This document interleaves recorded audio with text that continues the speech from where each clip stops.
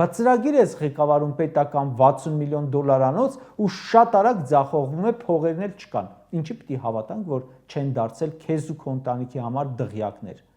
Բայց ժողովուրդը 100 միլիոն դոլար հանգանակում է, որ ուղարկեք պատերազմից քայքայվող Արցախին, դու մտցնում ես բյուջե, բաժանում սրա նրա վրա։ Ինչի պիտի դղյակ առած չլինես Մարսելում։ Հավատամ, որովհետև դու ես երգում։ 18 օգոստոսն էլ հերքում էիր, թե եկել ես Ղարաբաղը հանձնես։ Բա ոնց հանձնեցիր։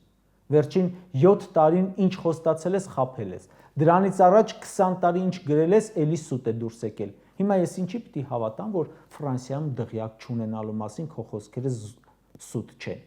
Ինչու պիտի չհավատամ, որ Ալիևի հետ, Էրդողանի քավորությամբ նստել ու որոշել եք ոնց է Արցախը փոխանցում Ադրբեջանի տիրապետության տակ։ Ինչի պիտի հավատամ, որ դրա դիմաց չես ստացել 5 միլիարդ դոլար փող։ Ինչի էլի, որովհետև դու ես այդպես ասում, Ալենը, Արծրունը, խնդալներդ եկավ, չէ։